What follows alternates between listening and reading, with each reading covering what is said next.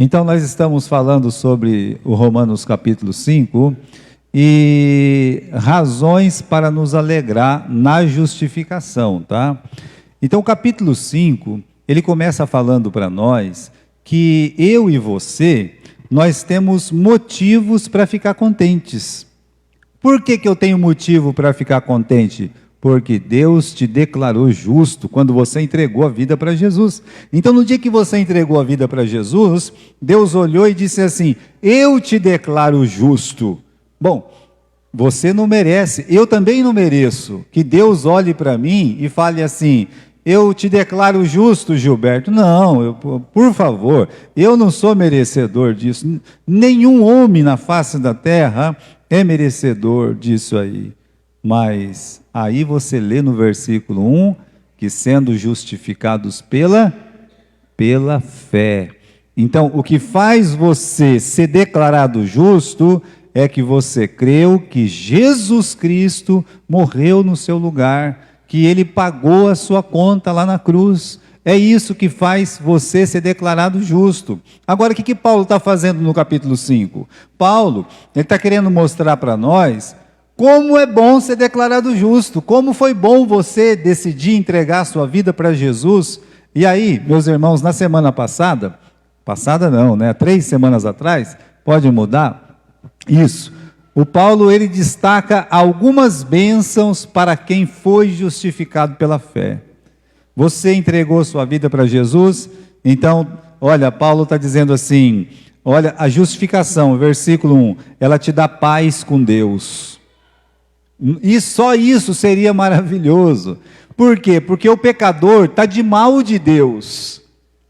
O pecador está sem acesso a Deus. E quando você entrega a sua vida para Jesus, você volta a ter paz com Deus. Segundo, a justificação te dá acesso à graça, como está dizendo aqui no versículo 2, pelo qual também temos acesso pela fé a esta graça, né? Então, você pode desfrutar dos cuidados paternais de Deus. Quando fala acesso a essa graça, que graça? Já pensou, você deixa de ser uma criatura de Deus, quando você entrega a sua vida para Jesus. Até então, você é apenas uma criatura de Deus. Mas no dia que você entrega a sua vida para Jesus, você sai de ser apenas uma criatura de Deus e passa a ser o quê? Um filho de Deus. E isso faz toda a diferença. Isso é acesso à graça. Olha, uma pessoa que vai lá na tua casa, que te visita, né? Essa pessoa que te visita, ela não vai lá na sua sala, coloca o pezão lá, né? Ela não faz isso aí. Ela não vai lá na sua cozinha e abre a geladeira. É assim que visita faz na nossa casa? Não, gente, não faz. Não faz, né? Agora veja a diferença, né? Agora, a Anitta vai lá na geladeira e abre a geladeira. Não é? Não é assim? O filho do irmão, o Renato, vai lá e pode abrir a geladeira também, né, irmão? Pode. Por quê? Porque é filho. Então essa é a diferença de ser criatura de Deus e ser filho de Deus. Por isso Paulo fala, não é só a paz com Deus, é que você se torna filho de Deus, tem acesso a essa graça. E tem uma outra coisa, né? A justificação, ela te dá certeza de ver a Deus. É o que Paulo está dizendo aqui. Ou seja, é a reversão de 3:23. O que está escrito em 3:23? Lá está escrito assim, né? Porque todos pecaram e estão o quê? Separados da glória de Deus. Então, quando você é justificado pela fé, quando você entrega a sua vida para Jesus, você tem a reversão desse texto na sua vida. Você deixa de ficar, como eu disse, de mal com Deus, né? E você novamente está junto com Deus. E finalmente a justificação concede alegria nas tribulações. Ele está dizendo, olha, não é só, né, você ser filho de Deus, ter acesso à graça. Não, não. Você passa a entender as tribulações. Aí ele fala 3 coisas das tribulações. Quando vem uma tribulação, por que Deus manda uma tribulação?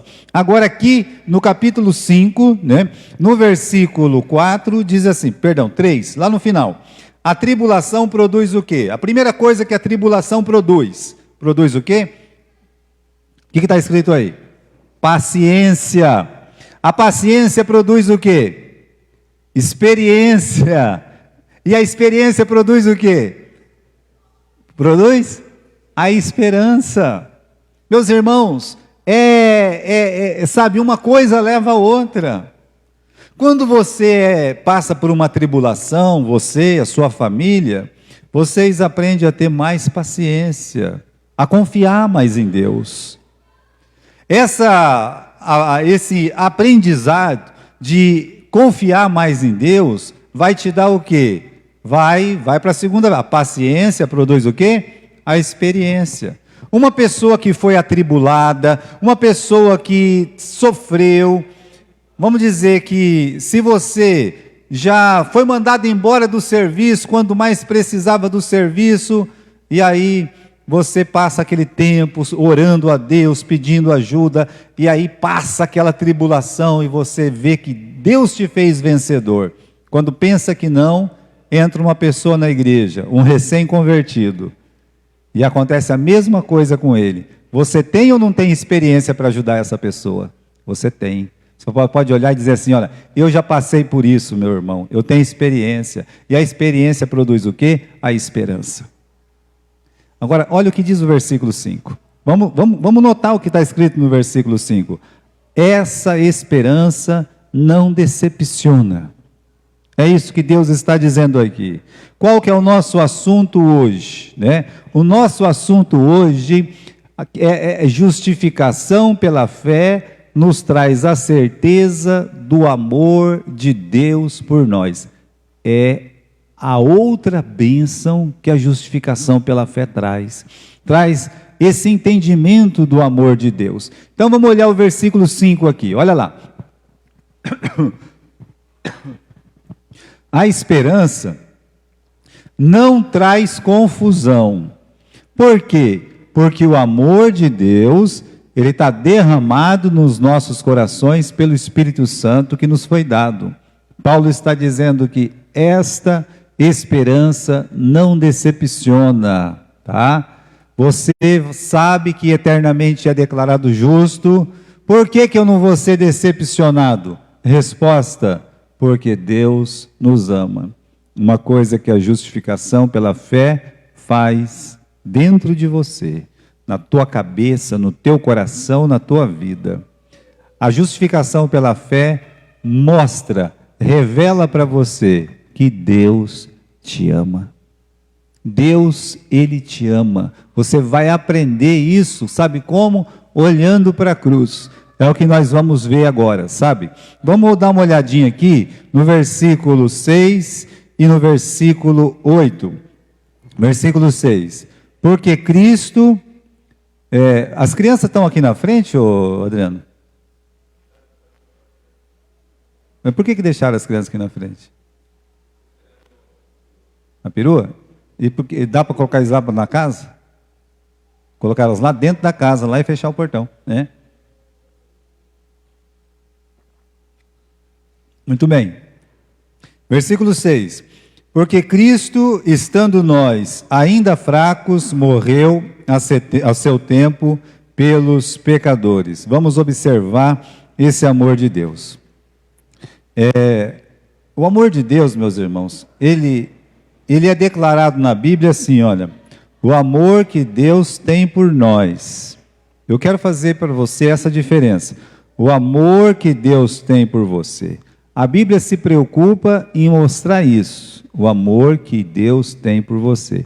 Esse versículo aqui, em 1 João capítulo 3, versículo 1, diz assim: vejam como é grande o amor que o Pai nos concedeu, que fôssemos chamados filhos de Deus. Repare no começo do versículo. Vejam o quê? Vejam o amor que Deus concedeu para você. Ele não está dizendo assim, vejam como o apóstolo Paulo ama a Deus.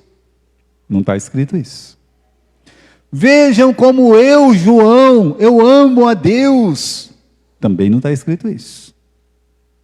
Vejam como Abraão amou a Deus. Também não está escrito isso.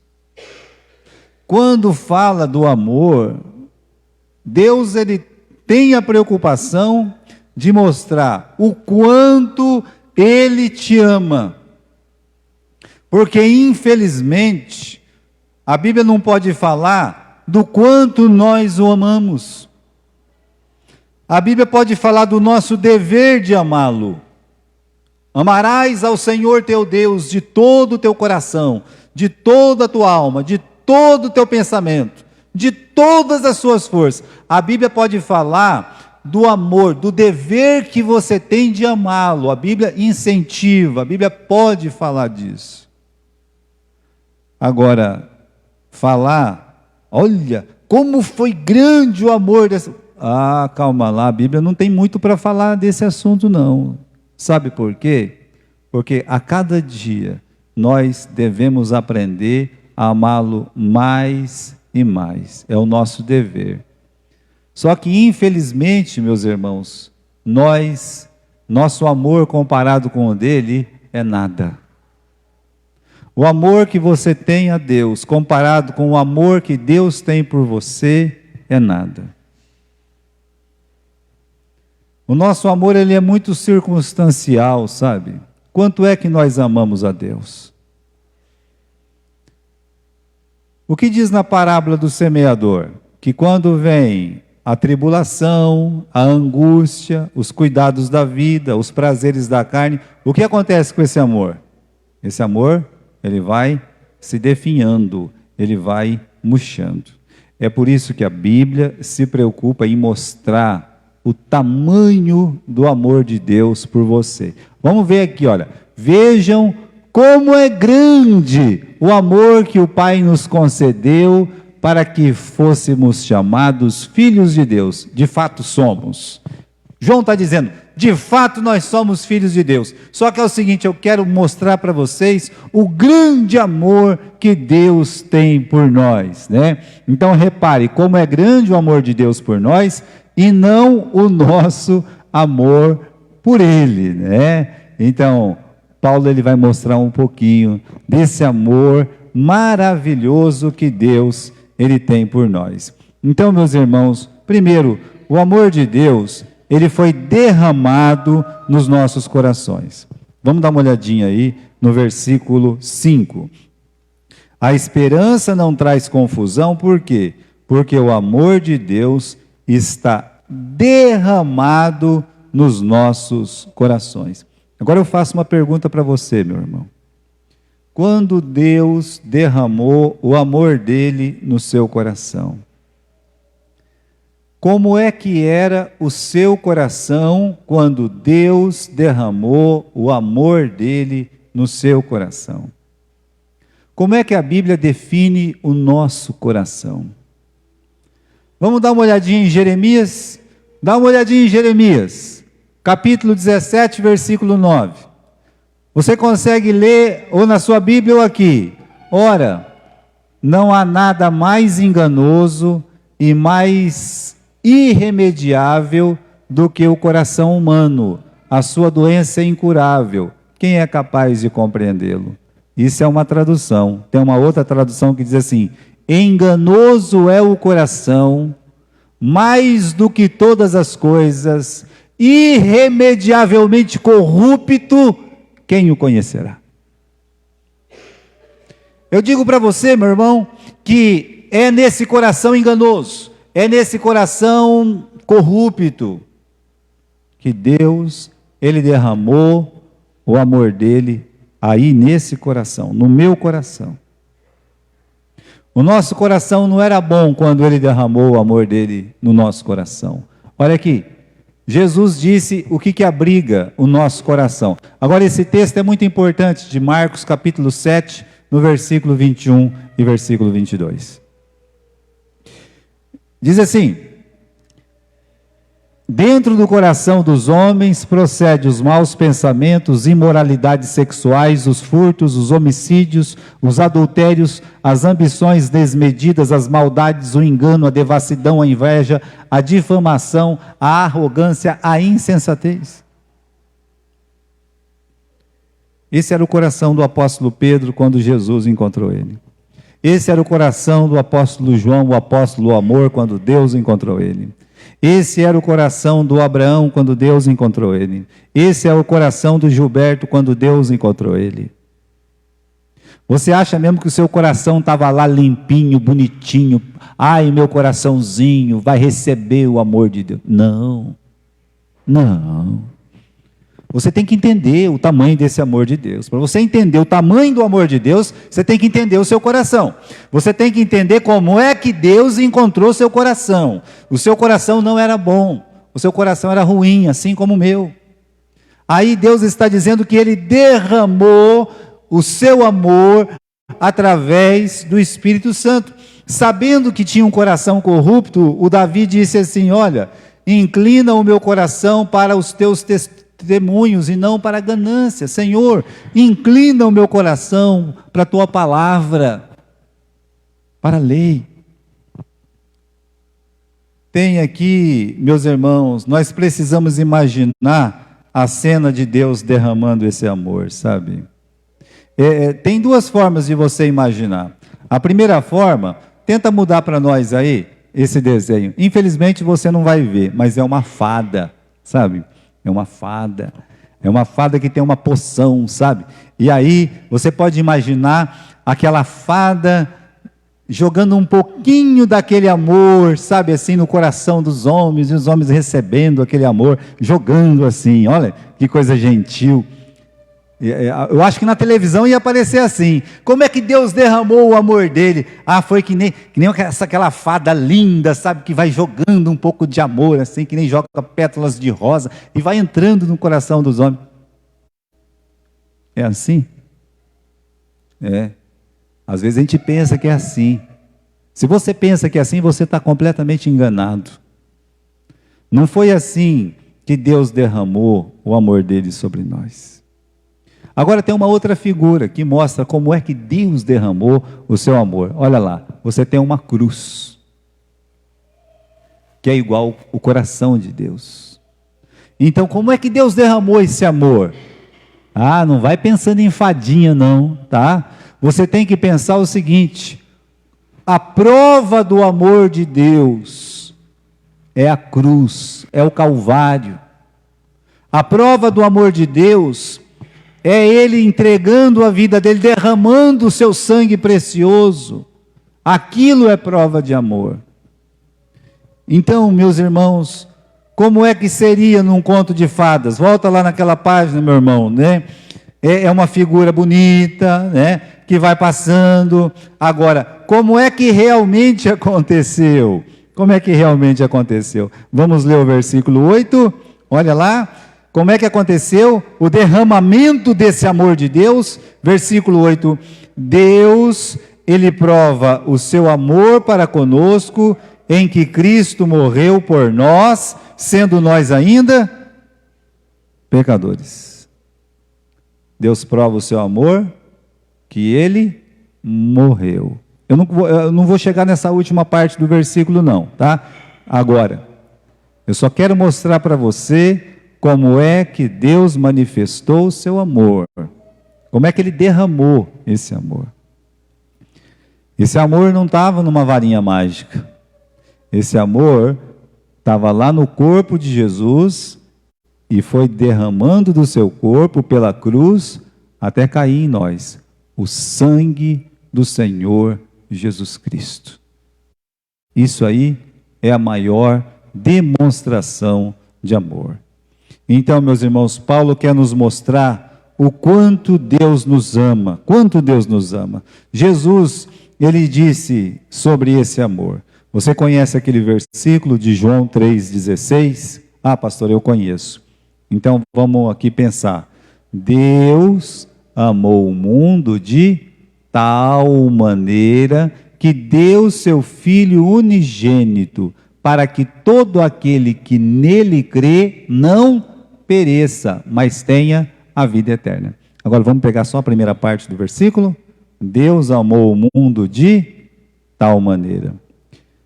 Por que ele usou essa palavrinha tal? O que significa essa palavrinha tal? Por que ele não explicou melhor? Deus amou o mundo de tal maneira. Falou o que aí? Entende? Como é que é? De tal maneira. Se, por exemplo, o rapaz está namorando a moça, quer casar com a moça, você me ama, eu te amo. Como é que você me ama? Eu te amo de uma tal maneira. Aí fica, a pessoa vai até se ofender, né? Mas que tal maneira é essa? Veja só, ele só escreveu essa palavra tal, porque o amor de Deus, ele é imensurável. Ele não pode ser comparado a nada, pela grandeza. Então tem que usar essa palavra tal, entende? Tem que usar essa palavra tal, porque é impossível de uma pessoa medir a grandeza do amor de Deus pelos pecadores. É por isso que usou essa palavra tal. A pessoa pode olhar e dizer assim: olha, eu te amo tanto, mas eu te amo tanto, que eu não sei explicar. É o que ele está dizendo aí. Deus amou o mundo, olha assim, de uma forma tão grande, mas tão grande, que eu nem sei explicar. É isso que quer dizer a tal maneira.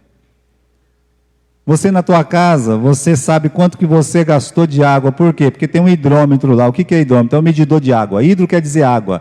Hidrômetro, então você tem ali o quê? Metro, né? O metro da água, certo? Hidrômetro. Aí você vai ter lá, né? Um odômetro. Quantos quilômetros eu percorri? Odo quer dizer caminho, né? Então, aí você, quantos metros percorri nesse caminho? Aí você, foi uns 10 quilômetros, está escrito aqui. Você pode medir o quanto você anda, você pode medir quanta água você gasta, quanta energia você gasta, você pode medir tudo isso. Porque tem um medidor, mas ninguém pode medir o amor de Deus. Para você ver como é grande o amor de Deus. É imensurável. Agora, qual é a prova desse amor de Deus por nós? No livro de 1 João, capítulo 4, versículo 9 e versículo 10. Tem aqui, tá? Olha, nisto se manifestou o amor de Deus para conosco, que Deus enviou seu Filho unigênito ao mundo, para que por ele vivamos. Nisto está o amor, não em que nós tenhamos amado a Deus, mas em que ele nos amou a nós, e enviou seu Filho para a propiciação dos nossos pecados. Você acha mesmo? Você acha mesmo que o seu amor a Deus é que atraiu Deus para você? Você acha que você é uma pessoa que ama tanto a Deus, que Deus então começou a olhar para você? Olha, o Gilberto me ama. Ai, que bonitinho. Não. O que Deus está dizendo aqui é importante para você entender graça, tem que entender a nossa situação. Nisto está o amor, não em que nós tenhamos amado a Deus, mas em que Ele nos amou a nós. Vamos lá para o livro de 1 João? Vá lá, livro de 1 João, né?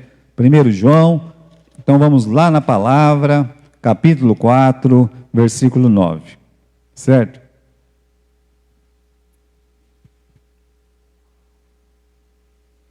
Agora eu quero que você leia o versículo 19. O que está escrito aí no versículo 19?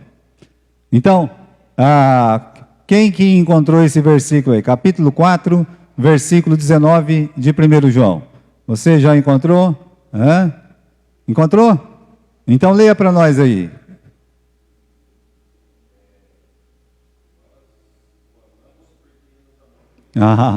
Isso define tudo. Por que você ama a Deus? O que está escrito aí? Por que você ama a Deus? Porque Ele te amou primeiro. Nós o amamos porque Ele nos amou primeiro, porque Deus nos amou primeiro. Então Deus, Ele foi lá e disse assim: eu amo o Gilberto, eu amo o irmão Ribeiro, eu amo o Natan, eu amo a irmã Cecília, eu amo, Ele ama, e é esse amor que nos atrai. Não é o meu amor que atrai Deus, é o amor de Deus que me atrai. Veja como nós somos devedores desse amor. Aí eu vou fazer bastante coisa para atrair a atenção de Deus. Não. Nossas obras são trapo de imundície. E se você não sabe o que é trapo de imundície, é o mesmo pano que se envolvia nos leprosos. E os leprosos não tinham como ser curados. Então, é aquilo ali, correto? Continuando aqui, meus irmãos, né? É um amor sem precedentes. Capítulo 5 de Romanos, vamos lá. Romanos capítulo 5 e versículo 7. Porque apenas alguém morrerá por um justo, mas poderá ser que pelo bom alguém ouse morrer. Ele está falando o seguinte: bom, um pai é capaz de morrer por um filho, até um filho é capaz de morrer por um pai, acontece muitas vezes isso. Uma mãe morrer por uma filha, por um filho, ou vice-versa. O que Deus está colocando aqui é assim: olha, pode ser que por uma pessoa justa, alguém ouse morrer. Puxa, aquela pessoa é tão boa, você vai matar essa pessoa por quê? Não, eu vou matar, olha, para matar ele tem que me matar primeiro, né? Mas porque você acredita na justiça daquela pessoa. Então Deus está falando, pode ser que uma pessoa que você goste, alguém até vai morrer, tá certo? Aí ele explica no versículo seguinte. Olha o que ele explica no versículo seguinte, no versículo 8.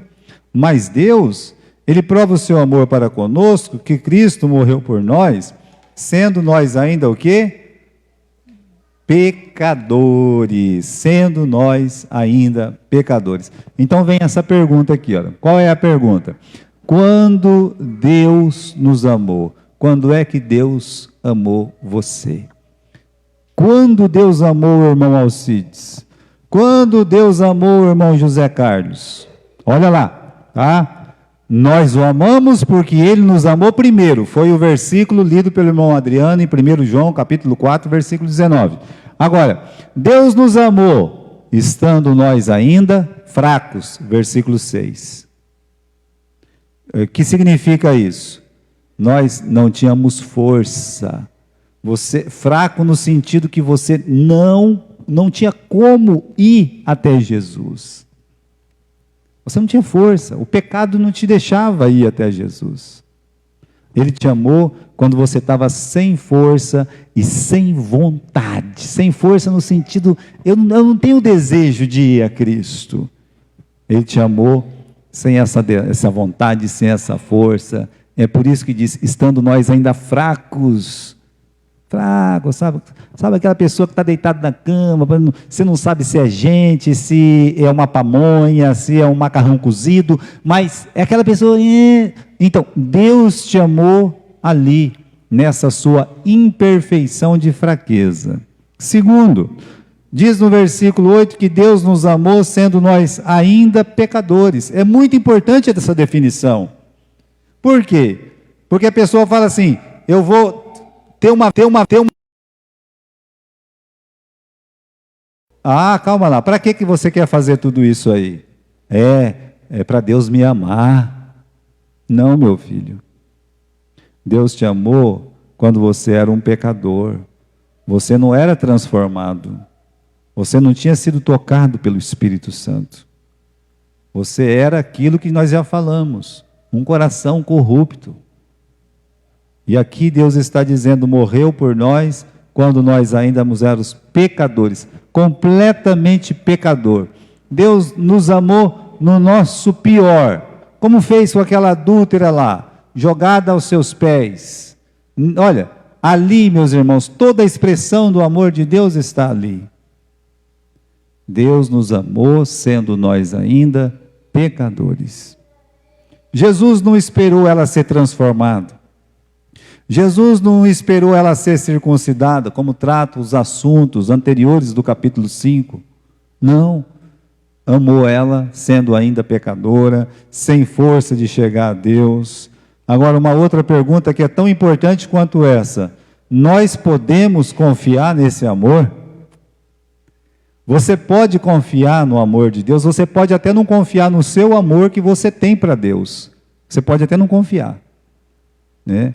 Mas podemos confiar no amor de Deus? Me dá uma prova de amor. Deus já deu a prova de amor, tá? É um amor confiável.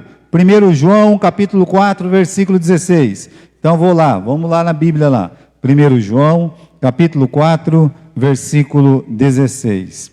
Diz assim: tendo uma boa consciência para que... estou lendo em 1 Pedro, né? 1 João. Desculpa, irmãos. Desculpa, né? Nós conhecemos e confiamos no amor que Deus nos tem. Tem tradução que traz cremos. Correto? Eu não sei como é que está na sua Bíblia. Nós conhecemos e confiamos no amor que Deus nos tem. Tem tradução que está escrito assim: nós confiamos e cremos. Qual que é a diferença de confiar e crer? Nenhuma. O que é fé? É o firme fundamento das coisas que se esperam e não se vê. Fé, meus irmãos, é você crer, é você confiar. Por isso, nós podemos, meus irmãos, nós conhecemos e confiamos. Você conhece o amor de Deus. Você conhece porque você já leu na cruz a grandeza desse amor. Agora, nós podemos confiar nesse amor? Será que quando eu morrer, eu chegar lá no céu, Deus vai olhar para mim e dizer assim: eu te declaro justo? Será que eu posso confiar nesse amor? Será que chegando lá ele não vai mudar? Então, é um amor confiável, é um amor imutável. Deus não deixou de amar o Pedro porque Pedro o negou. É um amor que não muda, por isso imutável. É um amor incondicional. Ninguém pode roubar, ninguém pode tirar. Eles não podem tirar 1 centímetro, nada desse amor. Agora, quando você lê Romanos capítulo 8, versículo 31 até o versículo 36, 39, você tem ali, vamos aqui, já estamos no livro de Romanos mesmo, vamos dar uma olhadinha no capítulo 8, porque Paulo fala assim: ei gente, se Deus é por nós, quem será contra nós? Então ele começa a usar exemplos. Que tipo de exemplos? Versículo 35, quem pode nos separar do amor de Deus? Será que alguma coisa, será que alguém, será que uma circunstância pode te separar do amor de Deus? Eu digo, alguém, uma situação pode separar o seu amor que você tem por Deus. Faz a diferença. O seu amor vai mudando conforme as tribulações, conforme os problemas. O seu amor costuma mudar. A pergunta que ele está fazendo é outra. A pergunta que ele está fazendo é: alguém pode roubar o amor que Deus tem por nós? A tribulação? Não é isso que está escrito aí? Será que a tribulação pode fazer isso? Versículo 35. A angústia, a perseguição, a fome, a nudez, o perigo, a espada. Será que alguma coisa pode mudar o meu amor por Deus? Então, um dos problemas, o primeiro problema que aconteceu, meus irmãos, dentro da igreja, foi que o Império Romano começou a perseguir tanto a igreja, que todo mundo que era pastor tinha que morrer. Sabe? Vai matar, vão matar os líderes, aí acaba o pessoal lá. E aí, eles chegavam e perguntavam assim: ei, você ama Jesus? Amo. Pá! Não tinha tiro, mas dava uma espadada nele lá, cortava o pescoço dele. jogava ele dentro do rio, fazia alguma coisa com ele, né? Aí, e aí? Se entra uma pessoa aqui, né, que nem o pastor Steve uma vez estava pregando. O pastor Steve era um americano desse tamanhozinho assim, sabe, né, bravo que só. Ele falou assim: se entrasse alguém com uma metralhadora aqui, né, e apontasse para a gente, dissesse, nega Jesus ou morre, né? E o que nós íamos fazer? Eu digo para você, nem eu não sei o que eu ia fazer. O que eu sei? Eu sei que o que eu fizer não vai mudar o amor de Deus por mim. Pode ser a angústia, pode ser a tribulação, pode ser a fome, pode ser a peste. Ninguém vai separar o amor, ninguém vai tirar esse amor que Deus tem por mim, ninguém vai roubar. Ninguém pode roubar. É por isso que mesmo tendo negado Jesus, Jesus vai lá com Pedro e fala: Pedro, você me ama? Ah, Senhor, o Senhor sabe que eu te amo, né? O Senhor sabe tudo, o Senhor sabe que eu... E de fato, ele amava Jesus. Só que não podia comparar o amor de Pedro por Jesus com o amor de Jesus por Pedro. E depois ele se firmou, e ele até morreu. Pedro, ele morreu, foi preso, estava pronto para perder o pescoço, né? Mas lembre-se que o nosso amor, ele pode mudar, mas o amor de Deus por nós não muda. Esse é o ponto. O amor de Deus por nós não sofre nenhuma variação. Olha o que ele fala aqui, versículo 38, diz assim: eu estou certo de que nem a morte, nem a vida, nem os anjos, nem os principados, nem as potestades, nem o presente, nem o porvir, nem a altura, nem a profundidade, nenhuma outra criatura poderá nos separar do amor de... Amor de quem? De Deus. Aonde que está esse amor de Deus? Está escrito aí: em Jesus Cristo. Não é maravilhoso isso? Não é maravilhoso saber que Deus nos ama de um jeito que eu não sei explicar? Como é que Deus te ama? De uma tal maneira. Melhor falar que nem o João. Ninguém sabe explicar não. Por quê? Porque não sei, né? Não tem palavra para explicar esse grande amor de Deus. É uma obra, é um ato, é a cruz, tá certo? Então confie nesse amor. E aí, meus irmãos, para acabar, no capítulo 5, no versículo 6, diz que estando nós ainda fracos, ele morreu a seu tempo. O que significa isso? Primeiro, né, que Jesus tinha um tempo certo para morrer por nós. Ele não morreu no tempo do Abraão, nem no tempo de Jacó, nem no tempo de Davi, nem no tempo dos profetas, e nem morreu hoje. Ele morreu no tempo certo, lá 2000 anos atrás. Aquele foi o momento certo. Segundo, né, que ele morreu no momento certo para nós. Ou seja, quando eu creio em Jesus, eu descubro o seguinte: aquele era o momento propício dele me salvar. Tão ruim, com tanto problema, com tanta dificuldade, com tanta fraqueza, com tanto pecado, aí ele vem e me abraça, ele vem e me pega, ele me tira do mundo, ele me ama. Já tinha mostrado isso na cruz, mas agora eu aprendi que ele me ama. Por isso está dizendo no seu tempo. Então, o dia que você se converteu, esse foi o dia certo que você entendeu o amor de Deus por você. Amém?